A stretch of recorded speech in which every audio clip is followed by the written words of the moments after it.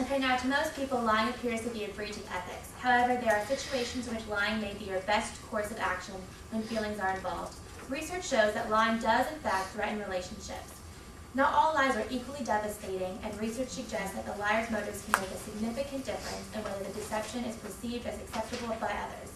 If a lie is used to spare someone's feelings, the liar will often be forgiven. However, if a lie is self-serving or exploitive, it may signal the end of the relationship. There are several major reasons for lying: to save face, to avoid tension or conflict, to guide social interaction, to expand or reduce relationships, and to gain power. Ashley? In the article about lying we found by Tim Major, he breaks lying down into 3 different components in the way that you can look at the aspect. This article says the first perspective is just plain morally wrong if you lie. Lying contradicts the part of oneself that gives moral worth and robs others of their freedom to choose rationally. The second perspective also maintains that lying is morally wrong, it's just a little less strict than the previous. Rather than judge right or wrong on the basis of reason and what people should do or not do, virtue ethicists focus on the development of the character or what people should be, not what they do. They find lying immoral when it is a step away towards the process of being the best person we can be. The last perspective, or utilitarian, balances the benefits and harms of its consequences. They base their reasoning on the claim that actions, including lying, are morally acceptable when the resulting consequences maximize benefit and minimize harm. Either way, it seems that the situation to our dissatisfaction begins with acknowledging the value of ethical reasoning and ends with a commitment to follow through. Okay, and this next clip illustrates how lying can sometimes be useful, especially when you're in a new relationship, and especially when your family is crazy. Okay, in this clip from Arrested Development, Jason Bateman, who is Michael, he is speaking with Charlize Theron, who is Rita. They're on their first date, and he's wondering pretty much if he should tell her about his family. What about your family? I'd love to meet your family. Michael knew from experience that this would not turn out well.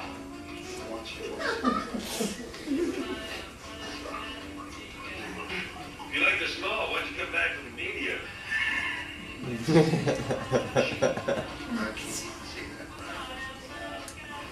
I probably should warn you about my mother. Let's start behind the fridge. So he came up with a solution so simple he wondered why he'd never told anyone it before. I don't have a family. I can't believe I never told anybody that before. That's so sad. Yes, sad, super sad. Shall we eat?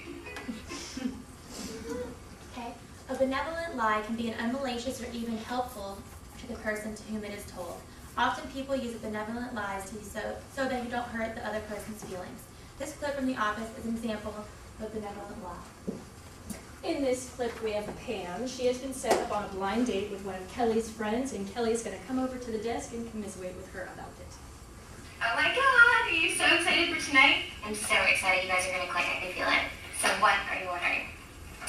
This. You look so pretty. Thank you. Lying isn't the only alternative to self-disclosure. When faced with the choice between lying and telling an unpleasant truth, communicators can and often do equivocate. Equivocal language has 2 or more equally plausible meanings. For example, when a friend asks you what you think of an awful-looking outfit, you could say, "It's really unusual, one of a kind." Or when someone gives an unwanted gift and the giver asks you what you think of it, you could say, "What an interesting gift, I've never seen anything quite like it." It spares the receiver from embarrassment. It can save face for both the sender and receiver, and it provides an alternative to lying. And those are the several advantages of equivocating. Because of the advantages of equivocating, most people would choose to equivocate rather than to tell a lie. One study states that over 90% of the subjects chose an equivocal response, rather than a face-saving lie or telling the truth. People say they prefer truth-telling to equivocating, but given the choice, they prefer to finesse the truth through using equivocal language.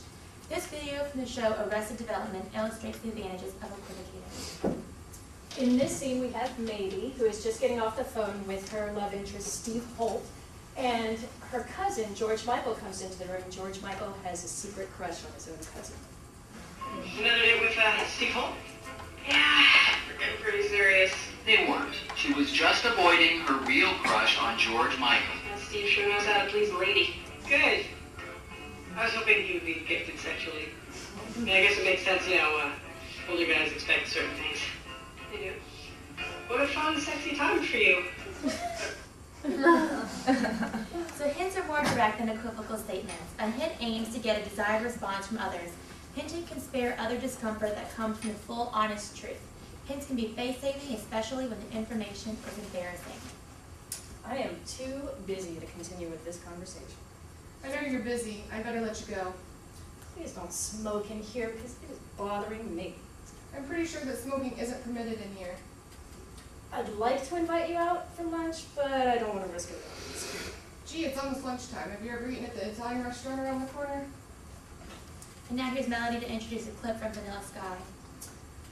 Have you seen Vanilla Sky? Mm-hmm. Okay. Well, this is the scene where Tom Cruise's character has just spent a wonderful first date with Penelope Cruz, and he is walking away from that the next morning after, where he runs into his stalker friend with benefits who has other plans for him. So he tries to hint or shoot.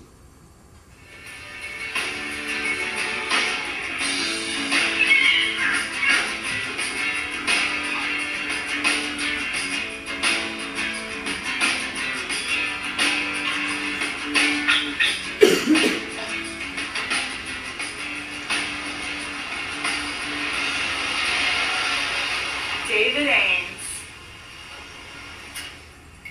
Julie Gianni, Hey, handsome. you're following me. Just a little bit. I wanted to finish what we were talking about. And? How did it go with our moth girl? Did she turn into a butterfly for you? Yes, she did. Yeah. She did. Tell by the way you were walking you didn't sleep with her. Let me guess. You haven't slept with her because it's more fun when you can draw it out. Sex just isn't as good if a woman hasn't told all her friends she'd never sleep with you. You're right on the money, Julie. She must be exhausted from trying to be witty for you all night long. Hey, Julie. Sorry. It's okay. You just never seem to be there for your friends until they've already given up on you.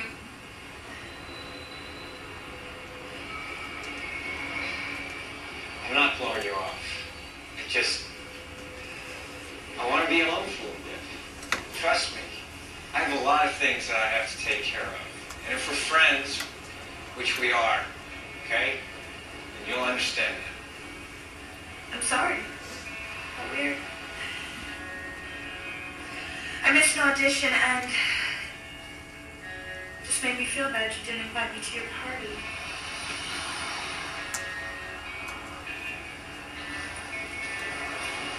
You want to make it up to me? I won't tell a soul. Don't do it. Alright, well we hope you've learned a bit about the importance of intimacy in interpersonal relationships and how self-disclosure can affect this intimacy. We will end with a quote from Anais Nin. The value of the personal relationship to all things is that it creates intimacy. And intimacy creates understanding, and understanding creates love. Alright. Now we're going to do a game of Jeopardy, and we need, sort of you guys to just scoot together. We're going to have 3 groups. You need to pick a group leader and a group name. So just kind of scoot together. It doesn't matter. Everybody wins at the end. So. How many groups do you need? 3 groups, please. 3 groups. How many people? You're like my head's leaning over. Just like a certain amount, so 3 groups, so maybe these 2 groups or these 2 rows, and what, happily, I guess you guys here. How many people? Y'all come over here. What do I gotta do? Come over here. Come over here. Okay, I'm like,